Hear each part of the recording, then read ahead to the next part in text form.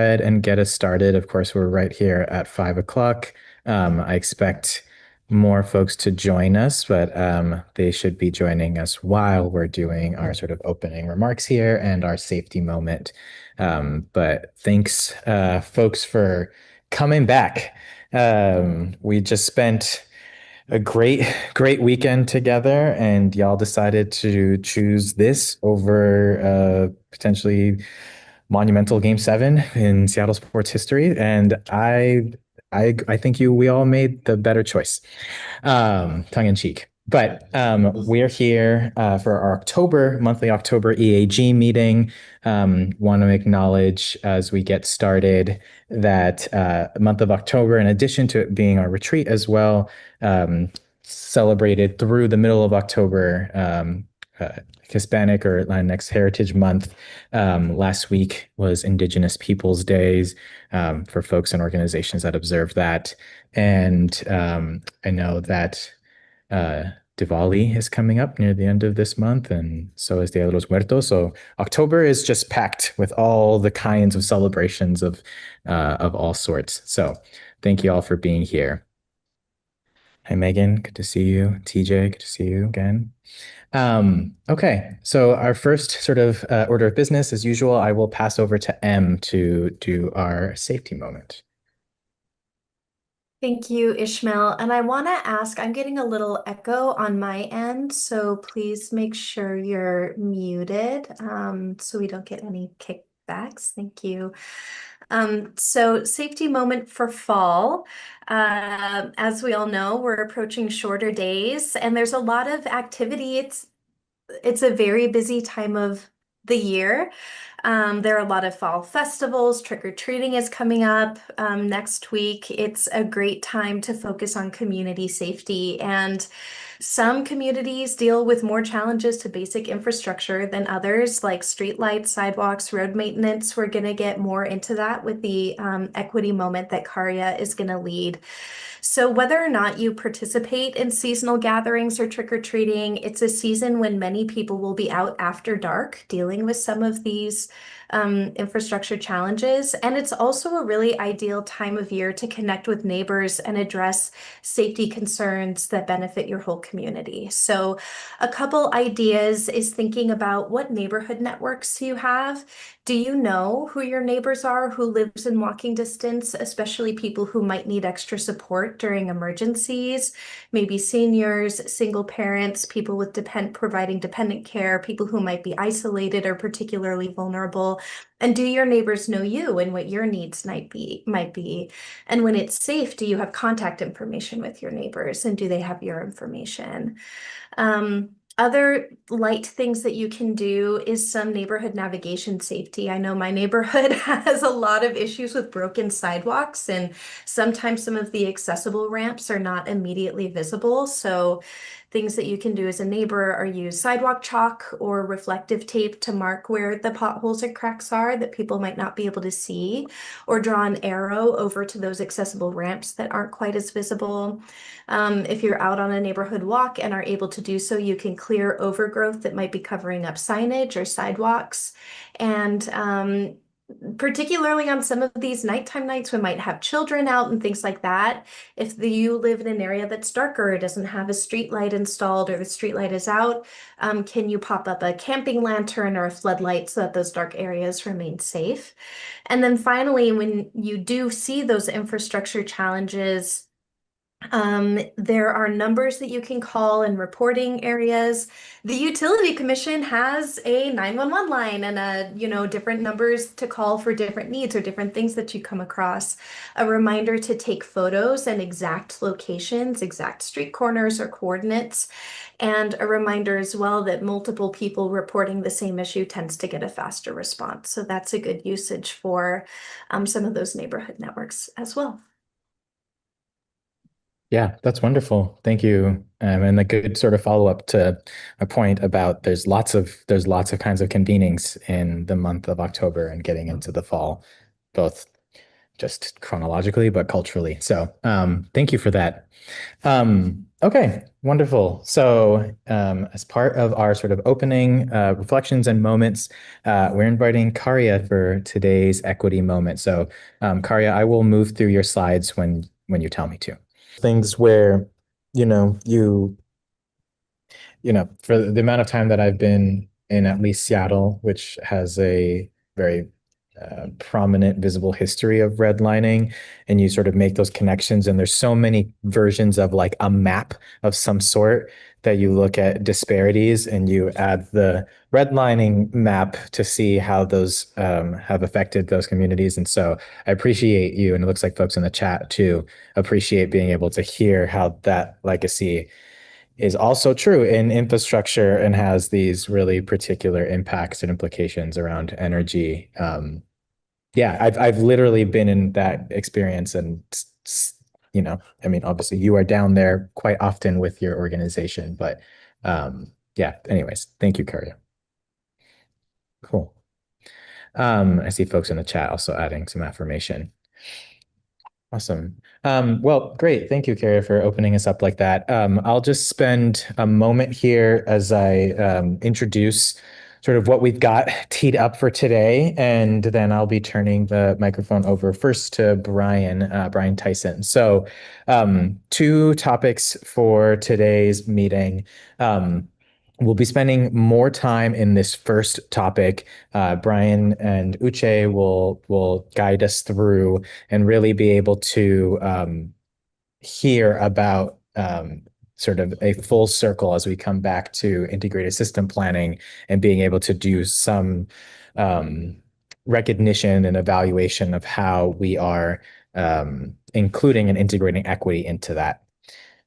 If we're on time and doing well, we'll have a brief break, and then we've got some additional time on the agenda to hear a little bit of a report out of sorts of the PSC Customer Clean Energy Survey results. The actual individual findings of the survey themselves is included as part of the materials packet for this meeting in the appendix. And so the time spent on the agenda here, which Ray will lead, we'll talk a little bit more about sort of the implications of these findings and sort of their impacts and how they can be used, rather than necessarily a deep dive on the data.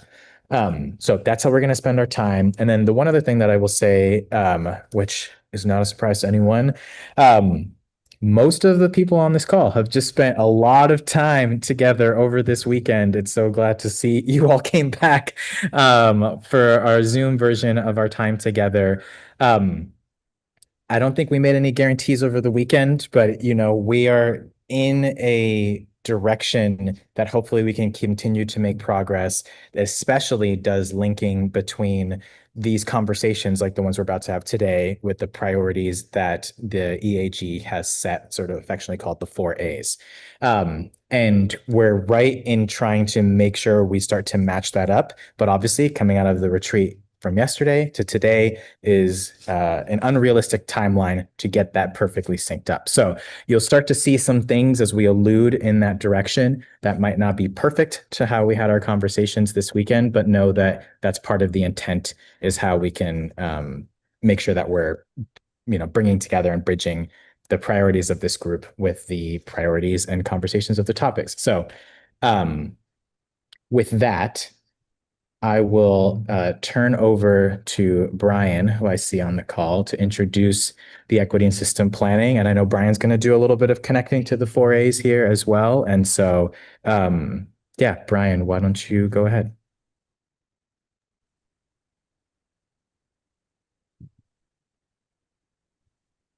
You're muted, Brian. Sorry. Your name was covering your mouth, and I couldn't just let you go. So you just like saw my eyes moving as I was Yeah, talking. like home improvement. That's right. Well, good evening, everyone. It's good to be back to talk more with you all this evening. I think last time we talked a bit about customer benefit indicators, as Ishmael mentioned. Uche and I are going to talk a bit about equity in system planning, equity in the ISP, rather. Um, we're going to touch on a bit of history in terms of the engagement that's happened over the past number of years. Then we're going to talk a bit about some of the framework that we're going to use as it relates to the ISP and equity considerations. And we also want to talk a bit about some of the specific examples of model within the modeling and analysis where we talk a bit about equity as well. So if we could go to the next slide.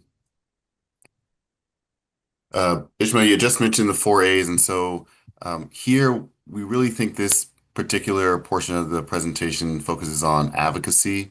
And the reason is because here we're trying to bring forth an area where we're really thinking about a framework or a change and really working collaboratively with everyone here at the EAG.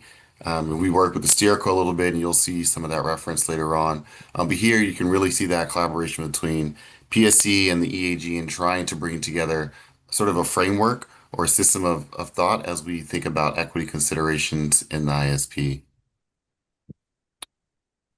Okay. All right. So a bit of overview of where we want to steer the conversation today.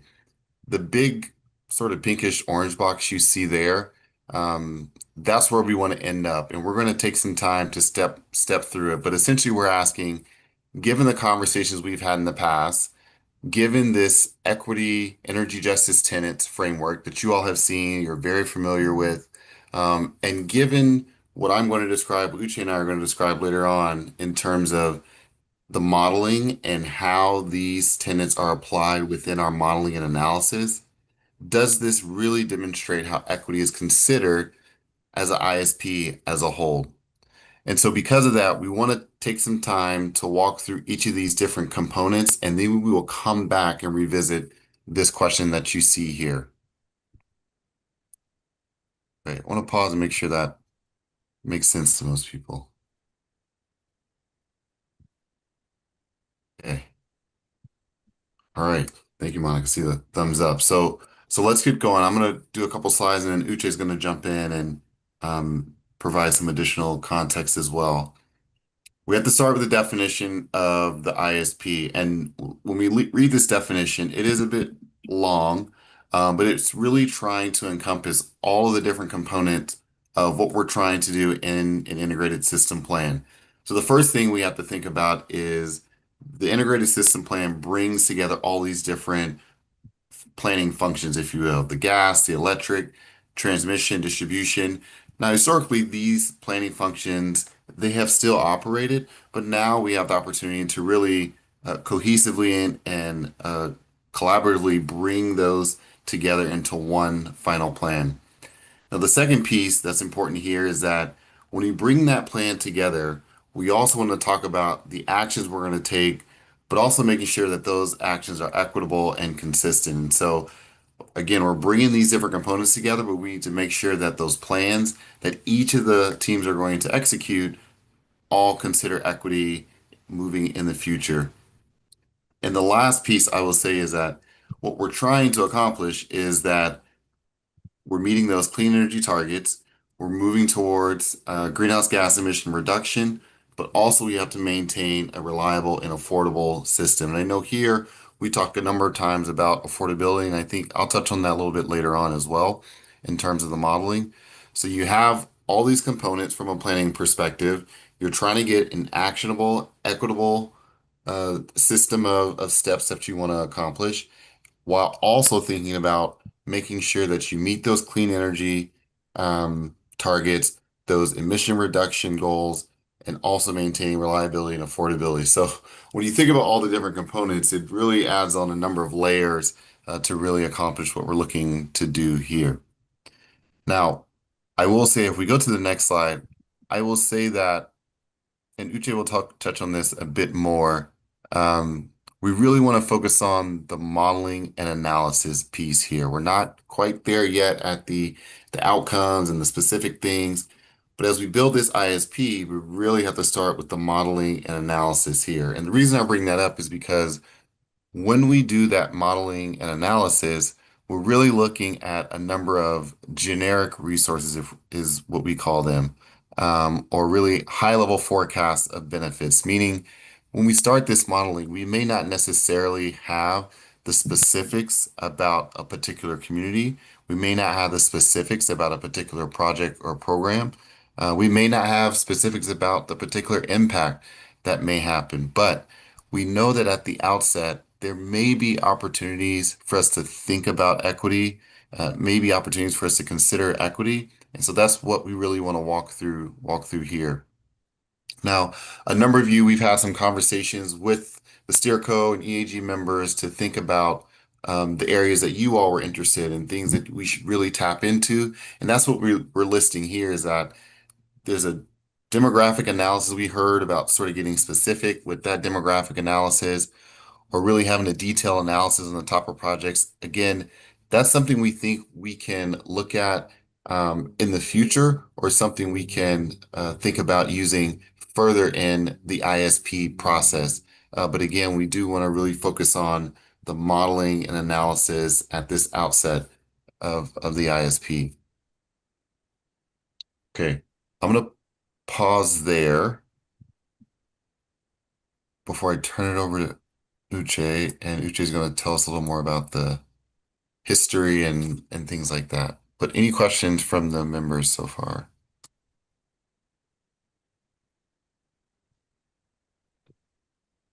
Can I actually underscore something that you just said, Brian? Because I think maybe this will also help over the time that we spent this weekend.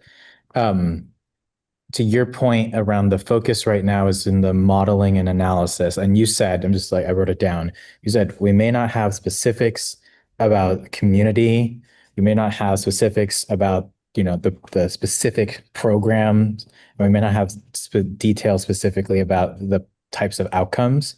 And so I think that, to your point of this aligning with sort of an advocacy perspective, we're not having a conversation yet about delivery. And so the place that we're in, the sort of headspace that we're in, is in this constructive design, early upstream space. Does that seem right? Okay.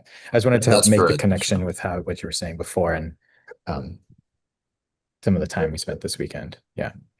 Yeah, absolutely. Yes, I would definitely agree with that. Okay. Any other clarifying questions from folks?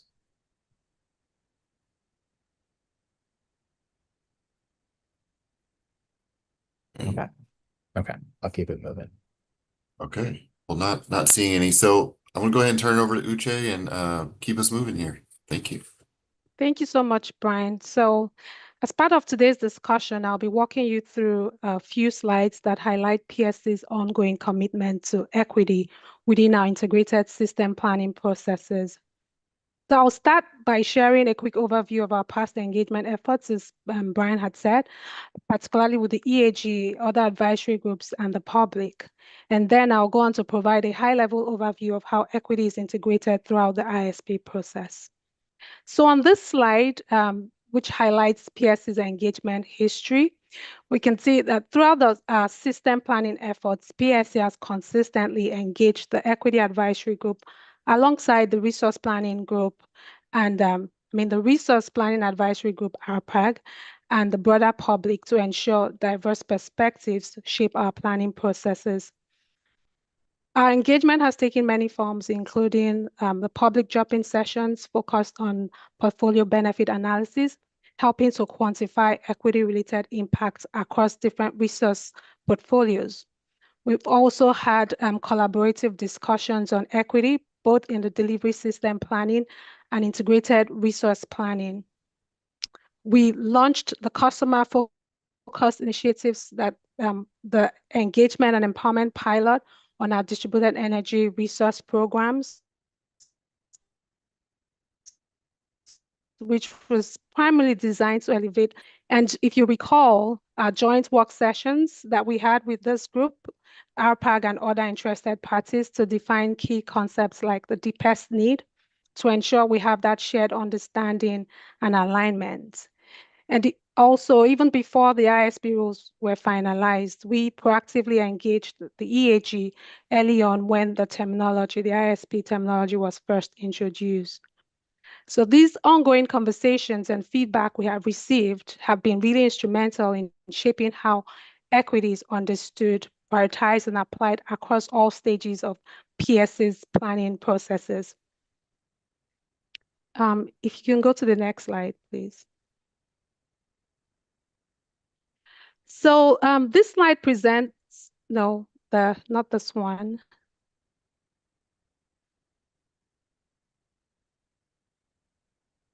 I think this is Oh, let me make sure. the ISP process equity considerations, the equity checkpoints. Yes, thank you. My bad. Yeah. So this slide presents a visual of PSC's ISP equity pathway. It highlights those key phases in the process where we consider equity, what we call our equity checkpoints. So looking at this diagram, you can see that there are three primary equity checkpoints in the ISP process. We have the modeling and analysis checkpoint, the decision framework, and the outcomes and actions. So today we are currently at the modeling and analysis checkpoint. And this is where equity begins to be integrated into the planning process. And at this stage, equity considerations are pretty much at a very high level, very conceptual, and they're largely based on assumptions and forecasts rather than detailed community-specific impacts. And Ishbel kind of touched on what Brian had already introduced initially. And so at this modeling and analysis checkpoint, Brian will walk us through this phase in more detail shortly.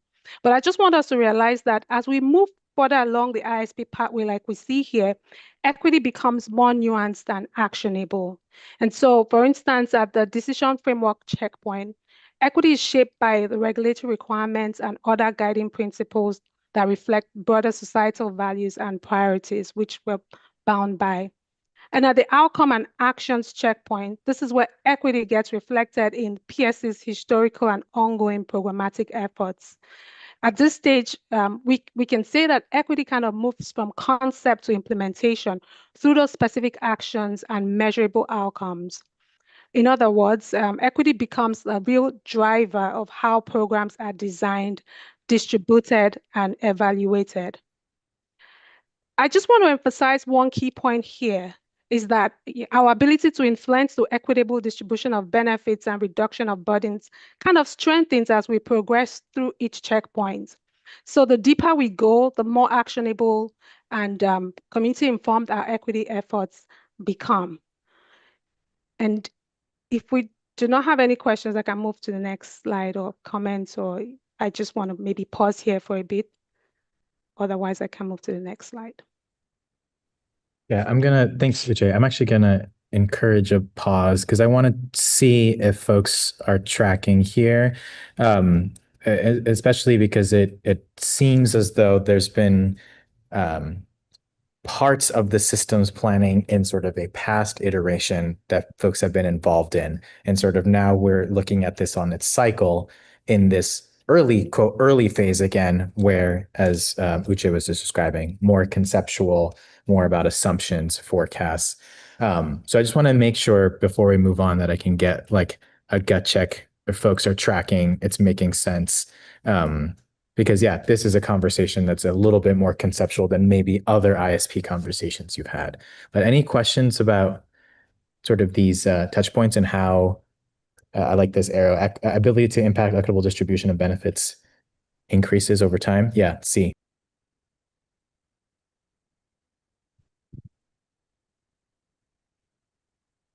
C, you're muted if you're speaking.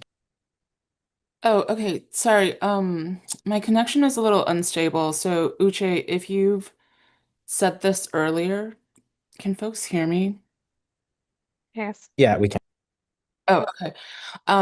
Go through the modeling and analysis phase, but there are examples on how we consider equity during at the decision framework stage. And so because we're really bound by the rules, there are different equity components in the rules that we have to or equity requirements in the rules that we have to fulfill. And at that point, equity kind of moves from attains a higher level of, I would say, of specificity. So the cost test and those societal impacts kind of shape also like how programs are designed at that stage. But so that's an example of decision framework. And then at the outcomes and action stage, this is kind of focuses on the historic and programmatic efforts we have made to ensure that we're prioritizing, our customers in named communities and deepest need, and even through the RFP process, we ensure that equity is integrated in that process, and there's some more level of specificity because we're kind of guided by our community data and our understanding of name communities and deepest need. So I'll stop there and accept, other people have other things to add.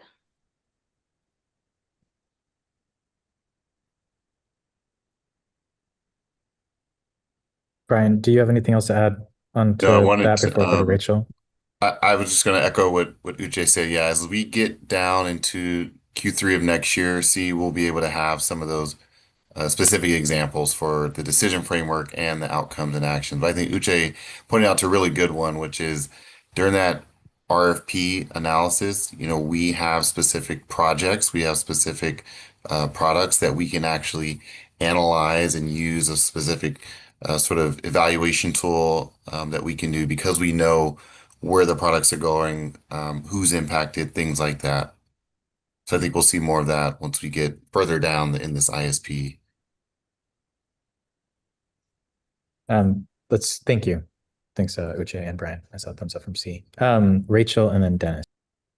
Okay, I can jump in here. So what I would say, Rachel, is we're really thinking about that timeline in the future. And so we're really still trying to figure out some of those nuggets, some of those pieces as it relates to the rules. As Uche mentioned, the decision framework is a piece that comes directly from the ISP rules. And so those just came out a couple weeks ago now. And so the reason you see that gap is to be able to take the time to digest what's in the rules, understand how we're going to come together with that full decision framework. But our intent is to come back and have that conversation in the future timeframe. So we're really just giving sort of a general timeframe of when we think we'll come back with that. But we do intend to really continue to stay involved with the EAG.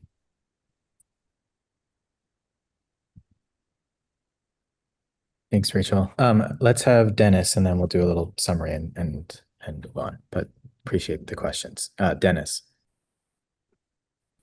Say you will get more specific as you move along. As Uche mentioned, as you move along these arrows, you do have a bit more information. You can have better insight, if you will, to understand equitable distribution of benefits.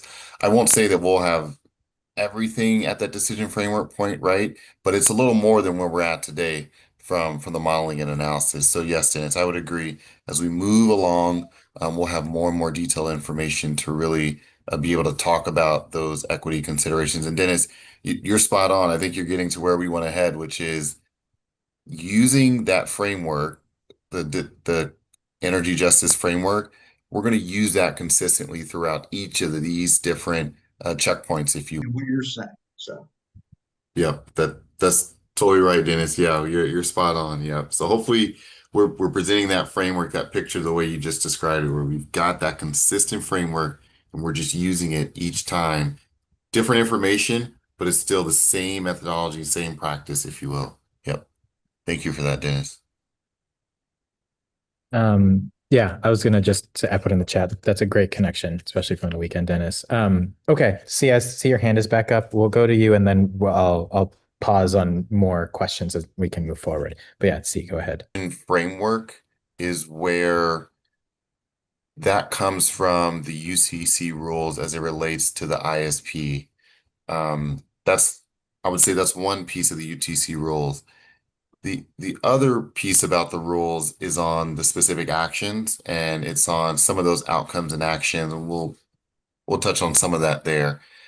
From the modeling and analysis, there are rules in the modeling analysis that talk about what you should model, not necessarily how, but the things that we should be considerate of and sensitivities or scenarios we may run, things like that.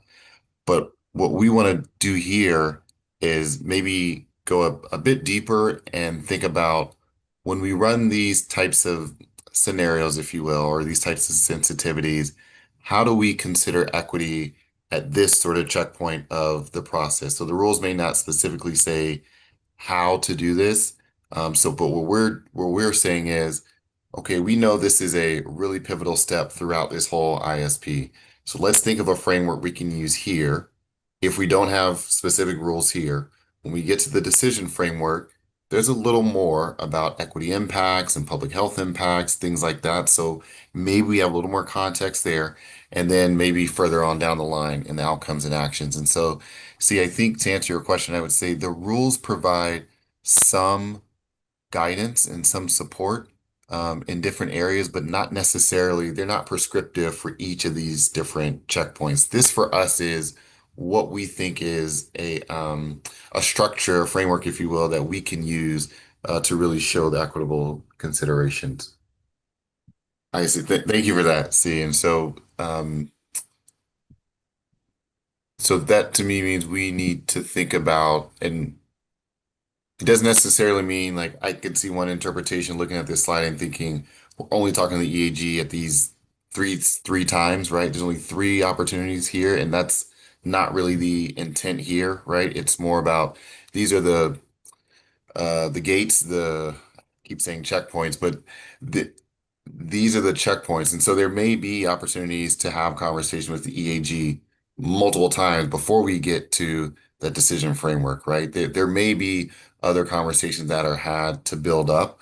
But we were really thinking about, okay, we know we have a lot of analysis that the teams are doing. So we think we'll be in a good place at this point, or we think we may be in a good place to review later on at this point. But I hear your concern, C and Rachel, and so hopefully we can sort of better illustrate when we're going to come back and have continue these conversations.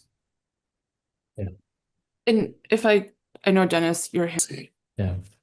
I was going to say, see, I appreciate the way you ended that, because I was taking notes and I was like, this is a really good reflection for like the broad approach and relationship. And I think just summarizing really quickly what I'm hearing right now, this window and however many touch points there are between this first point and the second point, this window is a really great window for, as Dennis was saying earlier, the EAG to really do this evaluation of this like structural consistency from the energy equity tenets, or the equity tenets, and this structural framework and how those things can connect.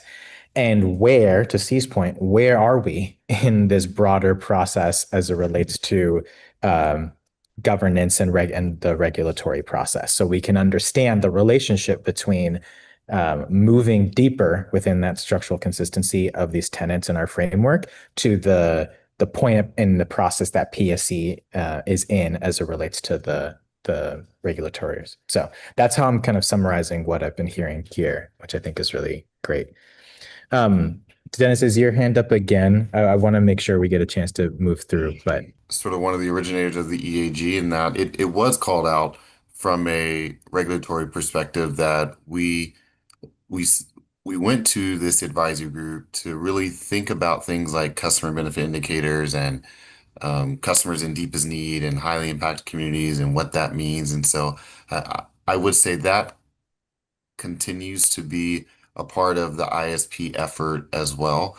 And I would say I also appreciate this group in being able to dive deep into those areas, like things that are going to show up in the ISP, and really look to this team to just have these more robust conversations in these areas. There is some guidance and some broad, I forget the term you used, Dennis, but yes, I would say there's some broad guidance, but I do think this group has a lot of knowledge that really helps us unpack the guidance from the rules, things like that. And so I think we're going to continue to come to this group, of course, to have those conversations moving forward. awesome. Great, everyone. I think that was great. I wanted to pause on this slide, and hopefully that helped folks in the call in the room be able to understand that. And I think there's a question here that, again, to earlier points, broader than just ISP, about what's the boundary around some of that rulemaking? What's the boundary around some of that power? And so, great. I think that was great. I'm gonna toggle the slide ahead and we'll keep moving along. But appreciate everyone for that. I keep saying energy and I can't think of another word because it's. Anyways, Riz? continue. Okay. Okay, so I'll go on. So we already touched on this, like Dennis had also, talked about consistency and structure and having that, lens for or to enable us integrate equity. So PS's approach to integrating equity in the ISP is grounded in the energy justice framework, like we're all familiar with. And this framework, as Dennis had pointed out, provides a consistent and structured lens for conceptualizing and applying equity across all the phases or checkpoints like we went through. And as we know, it's built around the 4 key tenets. I'll just go through them briefly in terms of how we have been applying this justice tenets in the different operations and PSC. So the recognition piece, this involves in identifying, mapping, and continuously deepening our understanding of those historic and current disparities.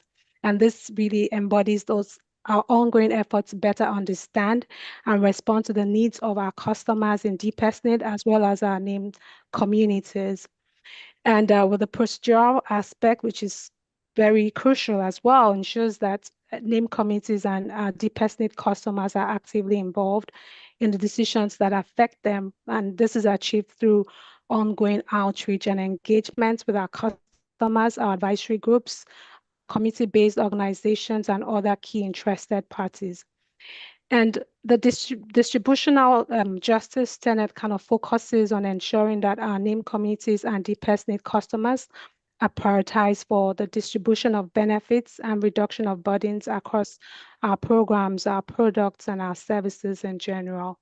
And finally, the restorative piece involves deliberate and proactive efforts to embed strategies, policies, or procedures to continuously mitigate those disparities or advance procedural and distributional justice with our named communities and our deepest need customers in mind. And finally, together, all these tenets continue to inform our approach, like Brian touched and we have kind of talked about. This really guides our efforts to not just consider equity, but also actively integrate equity, especially as we move along the ISP process. I think this marks the end of my slide. I'll hand over to Brian to walk us through how equity is considered in the modeling and analysis phase in detail. Hey, thanks for Thank that, you. Uche. Thank you, Uche. So, like you said, I want to talk through some of the specifics, if you will, of the modeling approach. So, again, we're only thinking about equity considerations in the modeling aspect. So, what I'm going to walk through here is how do we consider equity using each of the different tenets, 3 of the tenets in the energy justice framework, and seeing that across all the different planning teams that come together to form the ISP. So we're going to move left to right on your screen. I'm talking about those different areas. Okay. Before you click, Ishmael, so something I want to just provide context here. So when we think about the ISP and the process of modeling, we start with what's called a demand forecast, and that really is just an understanding of our load on the electric and gas side, and what that's going to look like over time in the future. That load is then used by all the different planning teams you see in that circle there. So each of those different green boxes is a succinct and different planning team. And so what happens is each of those teams gets the load. They come together, and bring that plan together to form what's at the outset that integrated system plan. So that's just a bit of context of at a high level, how the modeling happens here. Okay, so let's step through the first one. And as I say, we're going to touch on each of the tenets here. So the first one is going to be recognition. And what we want to highlight here is, again, when we think about the modeling and the analysis bucket for each of these planning teams, there's a couple of teams here that recognize or identify customers in named communities or have some sort of mapping based on what they're doing in their analysis. So it may not be every team, but there are certain teams that they at least identify, yes, we know that there are low income customers in our communities. Yes, we know that our current electric system overlays with our name communities mapping in this way. And so really it's just identifying and taking note of, okay, these are the types of customers or segments that we have within our service territory that we just want to be cognizant of as we go through this modeling process. Okay. So the next bucket that we have is going to be on the distributional side. And this time I want to go through one by one with each of the planning teams here. So the first bucket, back to our demand forecast. We know climate change is a really big piece of thinking about the burdens and benefits to name communities. And so we start with our demand forecast where that team is trying to understand the temperature impacts from climate change, meaning they are cognizant of the temperature impacts to customers and how that impacts customer growth or load growth over time as well. As I mentioned, that's the foundational piece to all of the teams that you see there. So that consideration of temperature impacts gets used, it's permeated through all the different teams that you see there. Okay. Now, if we go to the next bucket, on the customer strategy side, at the top there, you see there's a number of buckets that they're using there, and I'll talk a little bit about each of those. First is use of what are called non-energy impacts. You can think of non-energy impacts as these are values that are a part of the equation in the model that would then allow the team to pick different programs and products later on. So they're assigning sort of a value on what we call non-energy, so things that are not the megawatts and megawatt hours. There's a dollar of value that's attributed to those non-energy impacts. And again, that is used at the onset of the modeling process. The other piece I'll touch on is these teams, especially the energy efficiency team, they're thinking a lot about the incentives and the assistance at the outset of the modeling process, meaning they're thinking about if you have this amount of savings, if you will, in a program, it may require this amount of incentives in order for customers and communities to participate. And I want to be careful here because I don't want us to think that we know exactly what program and how many and things like that. It's just, again, it's about um, understanding at some level the impact of incentives that customers may receive. We don't know exactly which customers and always know the amount of incentives, but we know that there is a level of incentives that customers are going to receive. Cost effectiveness is one that you'll see down below there in the gas supply and electric supply. They're sort of related. And what we mean by that is when we think about modeling a portfolio, one of the main things we think about is what is the cost of this overall portfolio? Now here equity comes in because we're thinking about affordability and we're thinking about the impacts to customers' bills. At this stage, we don't know the magnitude, right? We don't know how it impacts one customer versus another. We don't know what that looks like over time. We're just thinking overall as a portfolio of all these different resources, this is what the impact, the cost impact may be there. The other bucket on the customer strategy is the pilot distributional equity analysis. You all, I think, are familiar with that because that was what Michael and Heather came and talked to this group about at the last EAG as well. And so just thinking through how those pieces of that DEA may be able to help support in this modeling aspect. Another thing that, if I go back to the gas and electric supply, it's emissions. So one of the things we're able to do in our modeling is we're able to understand essentially emissions, whether it be CO2 or NOx, SOx, particulate matter. We're able to understand the magnitude based on a portfolio. Again, it's not magnitude in this area, magnitude in this neighborhood. It's just understanding at a high level, this is the amount of emissions, this is the amount that a portfolio could produce based on the models that are being run. Okay, let's go to the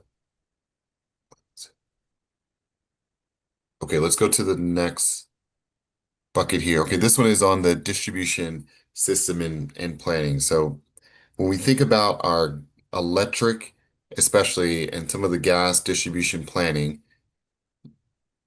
we've talked to this group a lot about customer benefit indicators.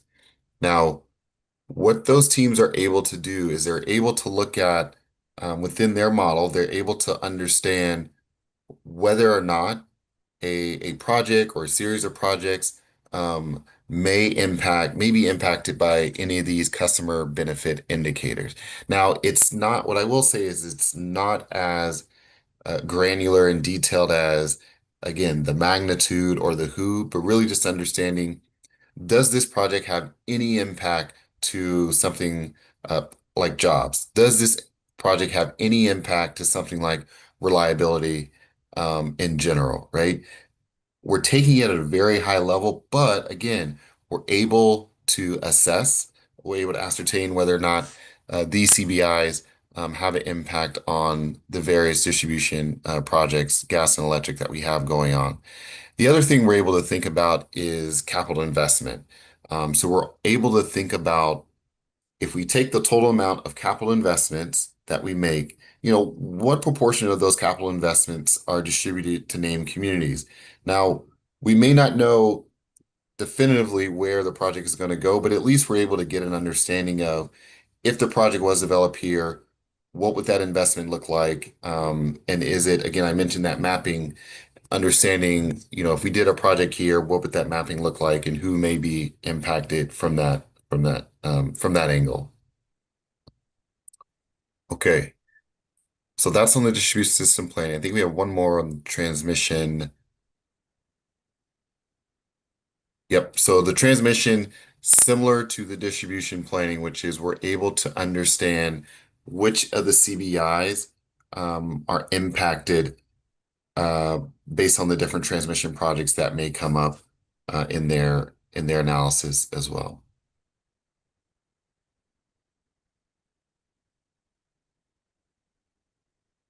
Okay. And one thing I want to mention before we get to the procedural is, when I was talking about incentives up at the top for customer strategy, I was really focused on the incentives from the conservation, the energy efficiency standpoint. I think that's something this group has probably talked about before in the past, but just want to make that clarification there. Okay, we can go to the next one, which I think is procedural. Okay. So here's where you see where the teams are thinking about procedural equity as it relates to their modeling and analysis. And I want to make a strong emphasis here that this doesn't mean that they're only doing the outreach engagement in the modeling and that's it, right? Because as I mentioned before, later on, as you get to the outcomes and actions, even decision framework, there's still some of that procedural equity that has to happen and that will happen later on. But this is thinking about, where have these teams had conversations with various groups, customer segments, that then feeds into their modeling and analysis. So this really goes back to what Uche began talking about, which is, here we had all these conversations with our resource planning advisory group, with this group, with other customers, and all those different touch points. This is really what those sort of orange boxes represent. Is prior to this, the teams have been having conversation and dialogue that really impacts what they model and how they model. And in the end, just as we're here today, we will continue to talk to advisory groups and other groups about the plan as a whole as it comes to this modeling and analysis. Okay.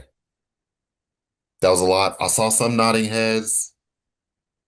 Some maybe have questions, but I can pause there.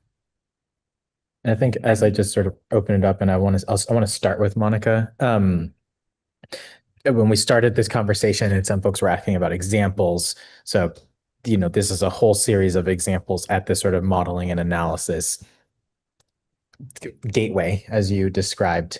And I think the opportunity here and the question here is to have the EAG use its lens and use its understanding of its priorities and its potential impacts to understand, how would you see, or how would you consider equity in sort of this analysis? And these buckets all represent all of the different places that the team is doing so. So I can see that, Monica. I don't know if you want to come off mute and speak more to your comment, but you asked about why a 30% investment level or cap if it might not be what's needed to make outcomes equitable.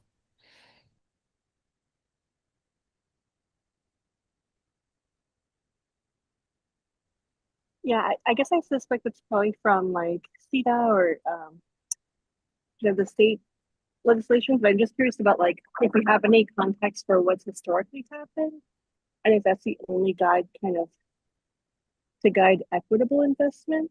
I'm curious around that. Yeah, thanks for that question, Monica. I do not have any numbers on our historical investment. What I will say is, some of this comes from the sort of proportional share of benefits and thinking about the proportion of our customers who are in named communities, highly impacted or vulnerable populations, and thinking about how can we apply that proportion to other areas of the business. And so capital investments is one that we've explored, and one that we've considered here. Troy, did you want to add anything there? Yeah, I'll say, and if we go back and look at how our data is tracking on that, it's actually fairly close. It's within range of that 30%. And a lot of that has to do with the fact that, a lot of where named communities exist within our service territory tends to be in more urbanized areas. So we tend to invest in those areas because that's an important way to get the kind of reliability and other things that we need. So that's generally historically how it's tracked.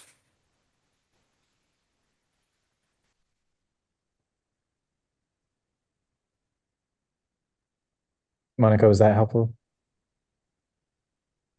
Yeah, that was helpful. I guess is 30% looked at as a cap or like a base?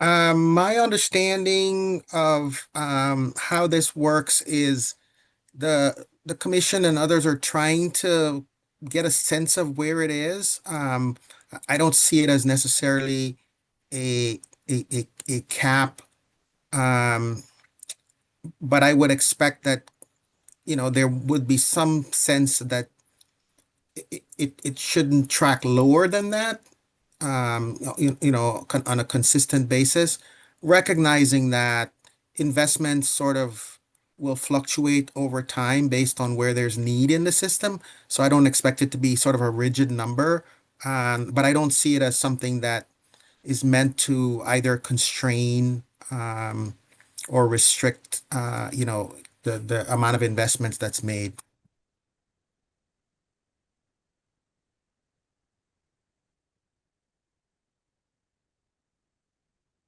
Also noting Amy was alluding to that number as well, and seeing a disconnect in the and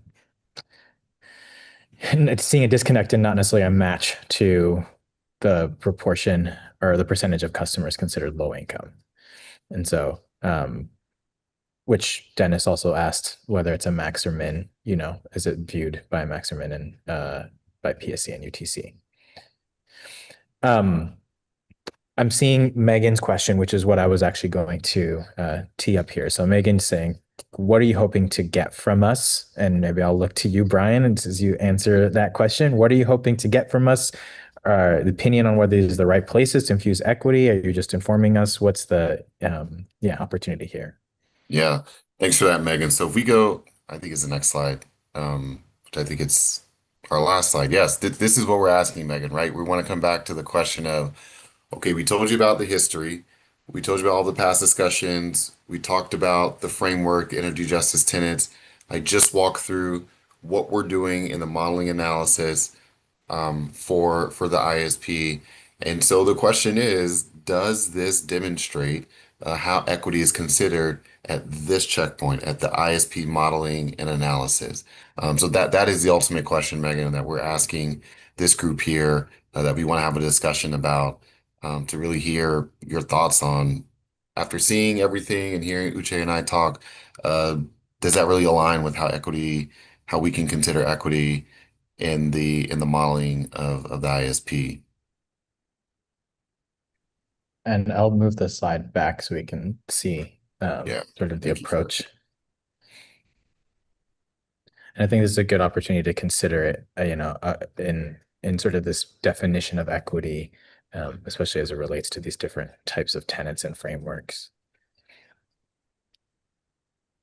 So there's a couple of questions, maybe if someone can say more, I'm not sure if it's you, Troy, a couple of questions in the chat about the 30% and sort of, Amy was saying could be phrased as at least or above 30%. I know that it says 30% plus, but yeah, maybe there's a couple of questions about looking for some clarification about that relationship. Yeah, so I just want to remind everyone that this is a new thing, right? That the commission and others are trying to do. And they're trying to make some connection between how we're investing and sort of named communities. I think that my sense is that this is going to have to evolve because system investments have to be based on what are the system needs. And so I think coming up with sort of a rigid formula that isn't consistent with what's actually happening on the ground, I think they would be too restrictive and problematic for us on a whole. So I think that's partly what we're having to look at as this evolves. And I would caution trying to set some sort of specific set of requirements when it comes to system investments around affordability, which is a different conversation that we were having over the weekend. I think that makes more sense to make sure that we're meeting the needs of affordability around who needs it. But I think in terms of investing in the system, that might not be the best approach.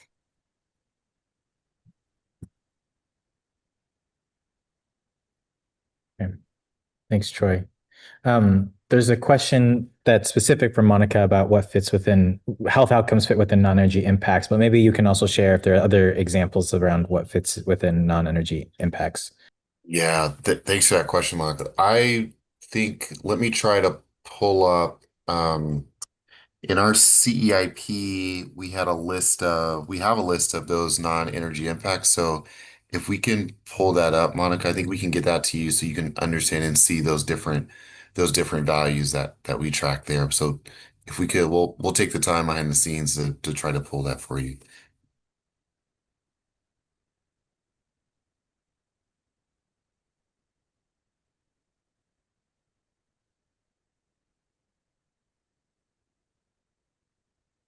Sorry, I didn't want to assume Megan, you have your hand up. I was looking at you, but I didn't say that you could go ahead.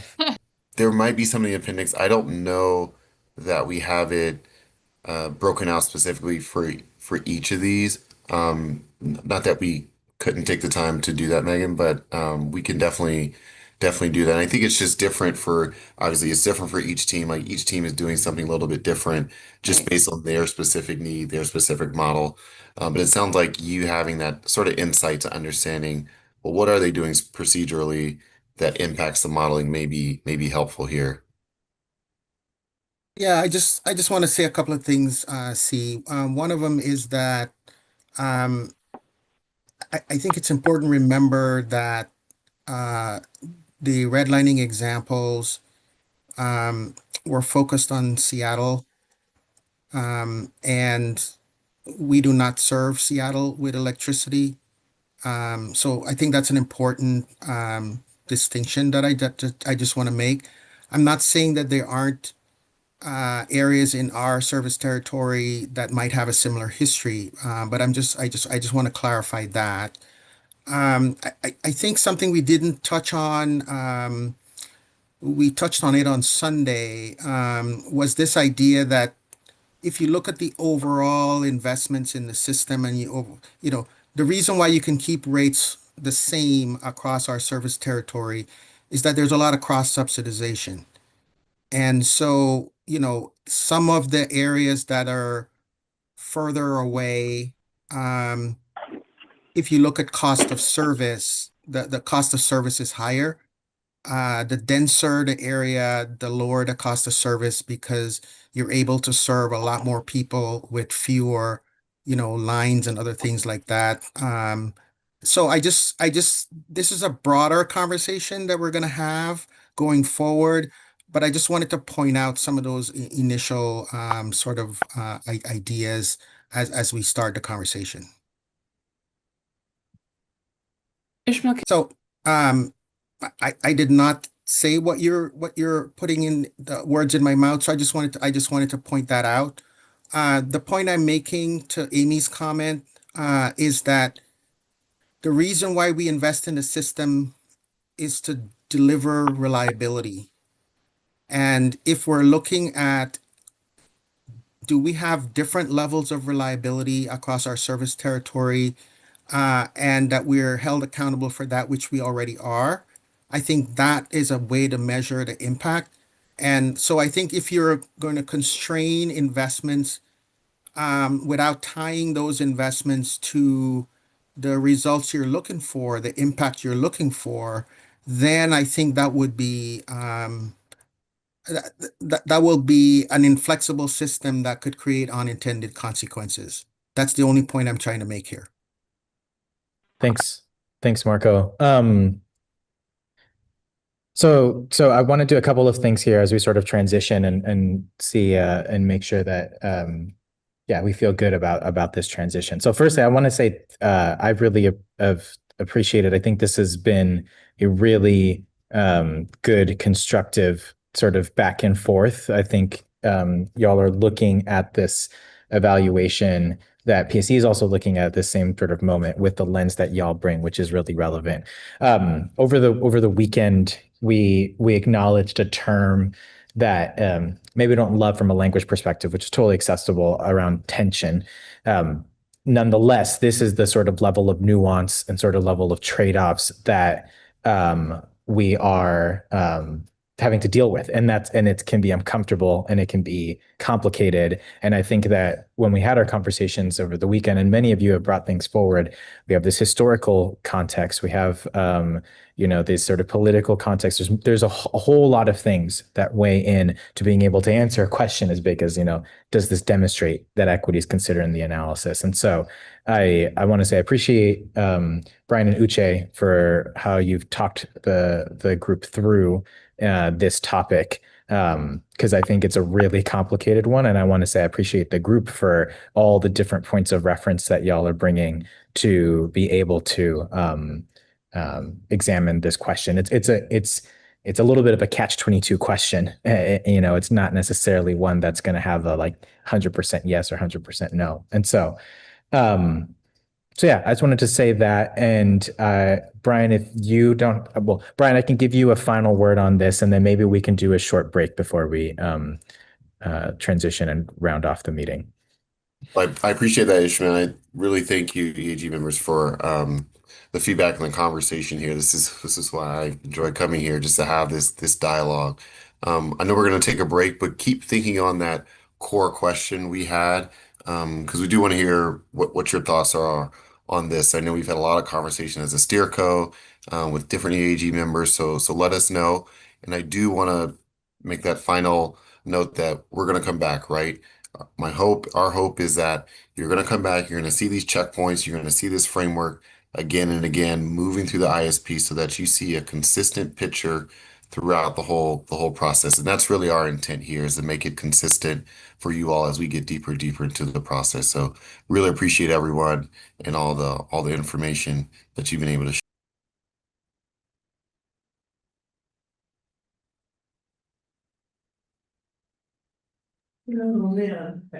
Okay, let's come back together.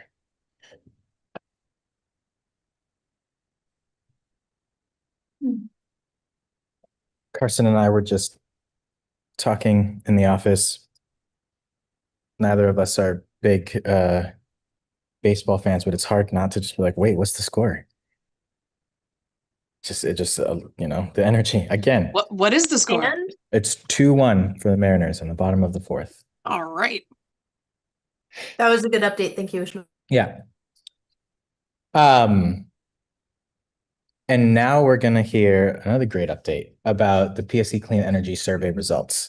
And we've got about 20 minutes or so. And I know, as I said at the start, and Ray will describe here very briefly, purpose of this conversation is more about the implications of these findings rather than examining the details of the findings, but they are available in the appendix, which I can see that M just added into the chat. So without further ado, Ray, I will turn it over to you for the clean energy survey.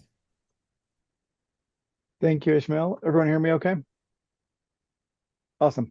Well, it's great to be back to see many faces that I remember from my time with EAG and some new faces as well. Thanks for making a little time to talk about these survey results.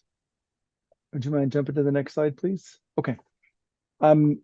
So those of you that have been with EAG for a year or more will probably remember vaguely that I came and talked to you back in September of last year about a clean energy survey that we wanted to run. This was also about the time we were switching from an IRP and a CEIP to an ISP, so lots of change happening in real time. And we met with EAG and with our Resource Planning Advisory Group, or RPAG, that's the other acronym on the screen, to get a sense of what questions do you want to know the answers to. And we took that feedback. We worked with Edelman to develop an online survey that was fielded in January and February of this year. And so tonight, I'm going to just summarize the results for you. We could spend a lot of time going through the details of the results. Those more detailed results are in the chat and in the materials that M sent to you before the meeting. And encourage you to kind of dig into those results and think about how they may or may not align with your personal experiences. And that's really the question tonight, and for you to think about as you're engaging with PSE in the future. How does this inform or not inform the advice that you give, the work that you do? Next slide, please. So, yeah, thank you. I thought we skipped one. A little bit of background on what we did. How did we do it? We wanted to survey our entire service area, service territory. So all of the counties in gray, we surveyed. We did not get statistically valid numbers in every single county. For example, you see Island County and Kittitas, for example, are quite low numbers. So I wouldn't be able to say that, wow, the population of Kittitas thinks X, right? I wouldn't extrapolate the assumptions like that. But we did do statistic numbers. We oversampled in segments of named communities. So if you remember parts of the definition of named communities, it can be kind of complex, but there's lots of criteria that make up named communities. And so we wanted to oversample those populations to make sure that we understood, does the broader PSE service area, does it align with, or is it markedly different from one or more of these named community segments, and not just named communities as a whole. So on the right of the screen, you see how many of the sample size that we were able to reach in each of those subsegments. A couple of other notes. You will see in your results, there are some slides or questions that are marked with an asterisk. Those are questions that we heard either from EAG and or RPAG feedback. Now, if you remember that conversation in September verbatim, you probably might think, well, I don't know if that's exactly the question. We got feedback from both groups and had to sort of form questions based on the ideas that we heard from both of the groups. And then we worked with Edelman to create a survey that tried to get at those points, but may not be the exact words that one of us said in one of those meetings. Next slide. Okay, so key takeaways, and this is really my last content slide. We have some of the results in the appendix, and if there's time, I suppose we could go there, but generally what we heard is strong support for clean energy overall. That was really the first question we asked, and people said, yes, we love the idea of clean energy. When you start to layer on other choices or other factors, though, reliability and affordability, they rise to the top immediately and are very important comparatively. So interest in clean energy and electrification is quite high, but we see some concerns about costs and technical challenges surface. And I will say, from my personal experience, I've worked with the AG.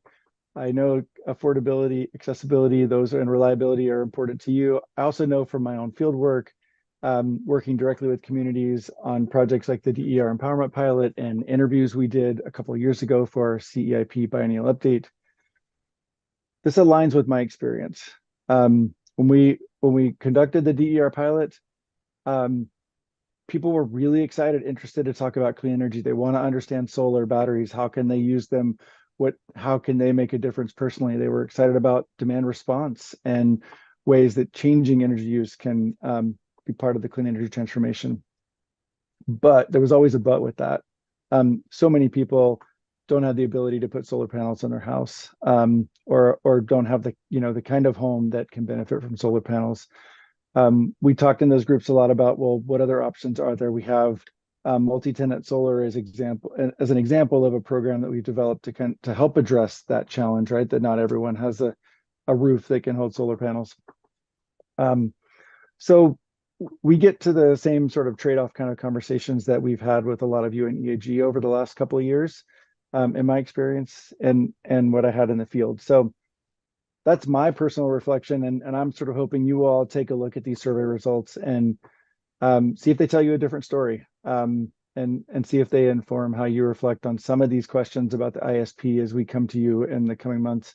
Brian mentioned earlier, I think I put it in the chat, we'll be back. It's the equivalent of a CEIP year. Those of you that remember a CEIP year might be thinking, oh my gosh, are we really going to do that again? Not exactly, but Dennis, I know you were there. We'll be back quite often with some pretty detailed conversations. So I'll pause there. Happy to answer any questions in the time we have. And Ishmael, you can cut me off whenever you need to. Yeah, thanks. Thanks, Ray. Really quickly, one thing that I'll just add onto Ray's piece, I really like your question that you've got. How does the result align with your experiences? And how might it inform your advice for PSC in the future? I'm especially interested in that second half of that question as well, especially as we think about, to Ray's point, the trade-offs that are going to come from some of the information that we're learning about communities in the field as well. So, Rachel, do you want to? I see your comment. Do you want to add any more? Are you making a comment about? Is there a question there for? ISP will go deeper into customer cost as we get further down the road. So as we look at different portfolios and what those costs might look like. A couple things on that question. I would say we spent more time on that question than probably almost all the other questions combined, because it's a really complex question to ask, right? 5% and 10%, and who has $100 bill, and right. So we tried to make it as simple as possible because it is complex. We also tried to focus folks on the costs of clean energy, which is not necessarily the entire cost of rate increases, right? load growth is another driver of rate increases because we just have to keep up with population and demand. I would say that just generally speaking, 5% is probably the low end of what we think it might cost, but we still have to do a lot of that math for the ISP as we develop different portfolios. So we'll have a better answer for you down the road. I'm really glad though you pulled that 5% because that was my takeaway too, but you can look at those data a lot differently, right? And I would say I thought it was quite positive that the vast majority of customers said, yeah, I'll pay something. Now the something was different for different people. But I think that's an interesting takeaway for myself that there's a lot of interest for clean energy and a willingness to pay for it. Thanks, Rachel. Yeah, I think it's just one thing I wanted to just add to here. And I think being able to continue to revisit that and in that conversation and thinking about it in our own reflections. Because yeah, it's to Ray's earlier point, reliability and affordability are more important, but being able to, it's a really delicate trade-off in how can you demonstrate the value, which is a big thing that we talked about over the weekend, to demonstrate the value of clean energy transition. I see M's hand, and then I'll go to TJ and then some things in the chat. Yeah, just a super quick comment. Just if folks are toggling through the results on their own in the attachments, if you're referencing them, maybe share what page you're referencing so others can look at it as well with your question or your comment. Good point. Good idea. Fine. Reliability, although could you maybe advance forward to that question?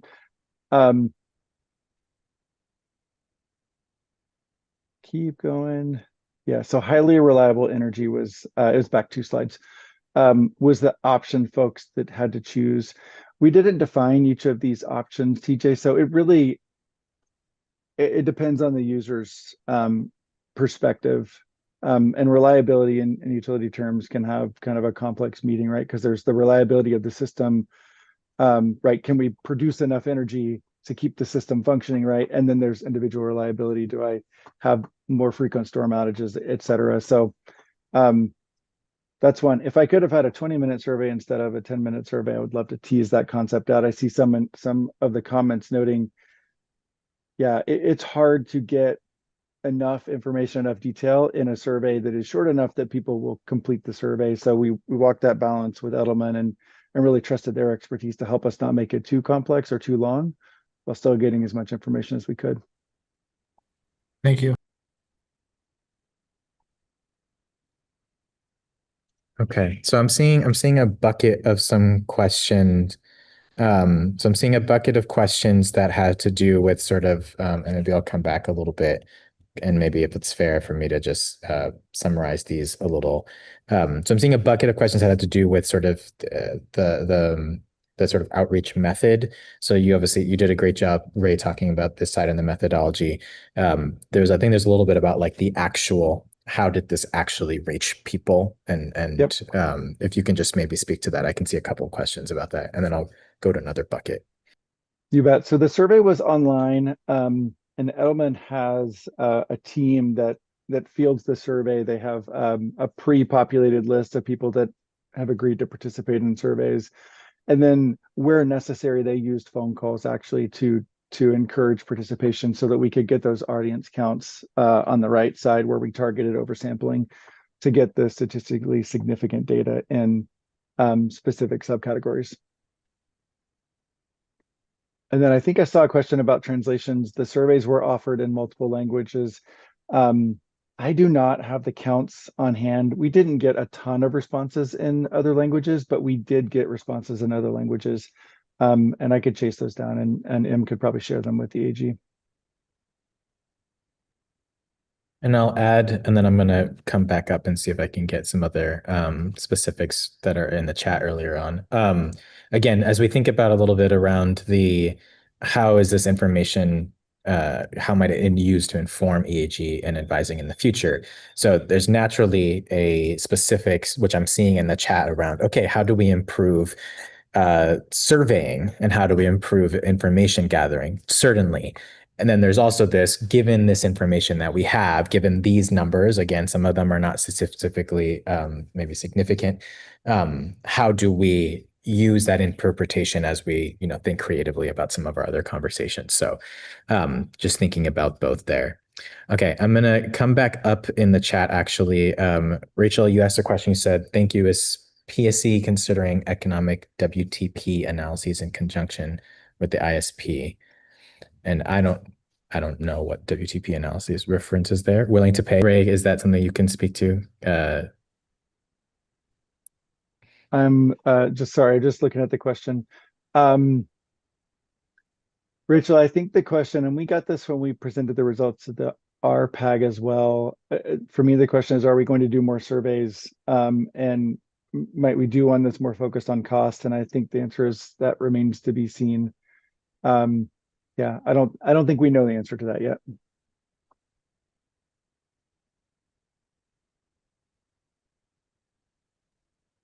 Okay, I'm seeing more questions and some are being answered directly in the chat about sort of approach.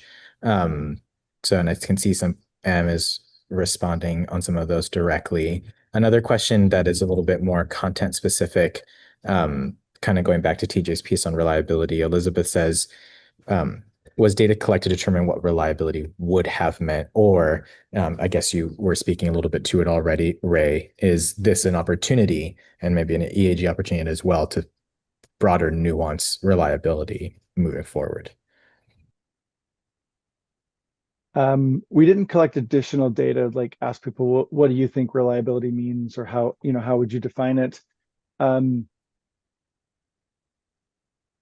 think we probably, and I'm on a little bit on a limb here, I think PSE does a lot of different survey work related to customers. We probably have some data on that, but I don't want to overpromise. So we absolutely could test it in another survey, could also talk about it in an EAG conversation, not to put something on your agenda, but if that's something you all wanted to dive into deeper, I'm sure that there are conversations to be had.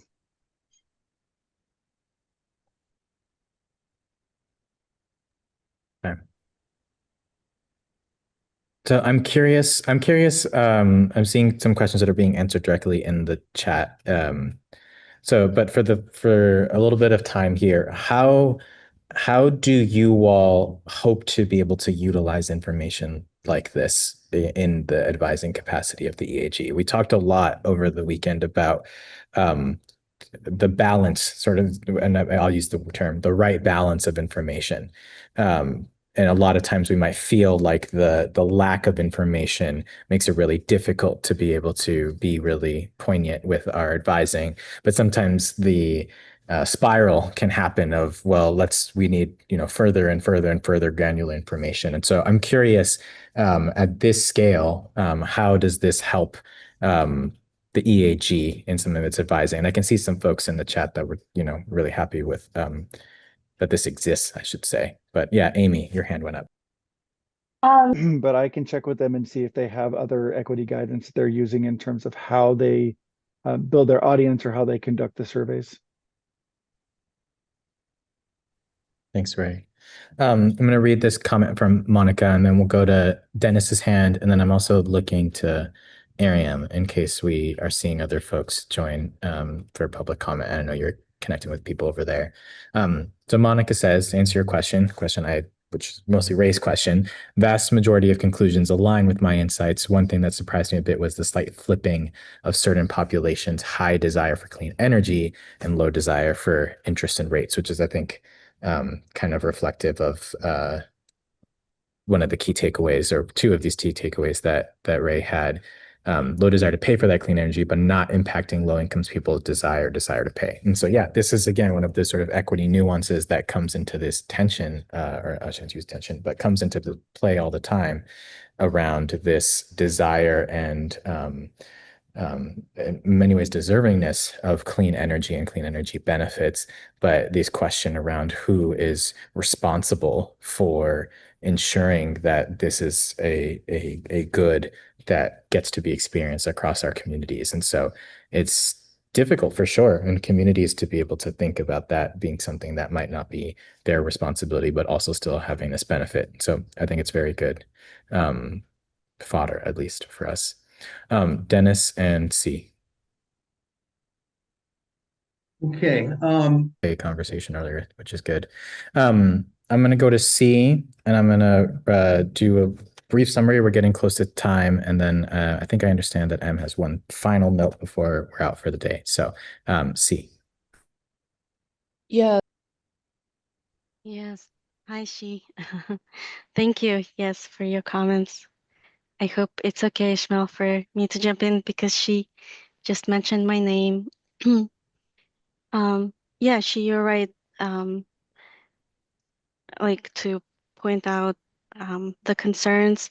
I think I'm not sure how much you have seen about the growth in our energy assistance program participation. We have seen a huge increase in the number of participating low-income customers in both BDR and HELP programs, as well as on our Climate Commitment Act low-income flag that you were talking about, Shi. And so as you know, in 2023, we, changed to self-attestation, which really opened the door for more customers to sign up. And we are also just recently, a couple of months ago, changed the CCA low income definition to decouple it from the bill discount rate and the HELP program so that more customers can self-attest just within the CCA low income flag without having to go through BDR and HELP necessarily. As long as they self-attest, they can just get the CCA low income flag. And so I was actually looking kind of a little bit multitasking, but I was working on low income data, and we are I have through end of September of 25, we have about 51,000 customers on the CCA low income flag. And we also over 40,000, and that's on the gas side, over 40,000 in our bill discount rate on the gas side. And on the electric side, we have almost 90,000 low income customers participating in our bill discount rates. You're right that it's not 50%, but it's definitely a big growth, and our teams have been working a lot, as well as partnering with our outreach teams, as you have seen. Like you have been hearing from teams, we're doing a lot of outreach and have expanded it a lot, and we have seen a lot of growth in those programs. We'll continue to do that work, of course, Shi. Yeah. Awesome. Thanks, Kalima, for doing that in real time. Okay, we're 5 minutes over, which is sort of facilitator faux pas, but I appreciate everyone, especially after a big intensive weekend. You're still here to the very end and then some. So thanks, everyone. Thank you so much, Ray, for your time and the way that you've organized these thoughts. I think there's actually a lot of opportunity here as PSC is contending with how do we use this information. You put some of that in the chat, and the EAG is thinking about how do we use this information. So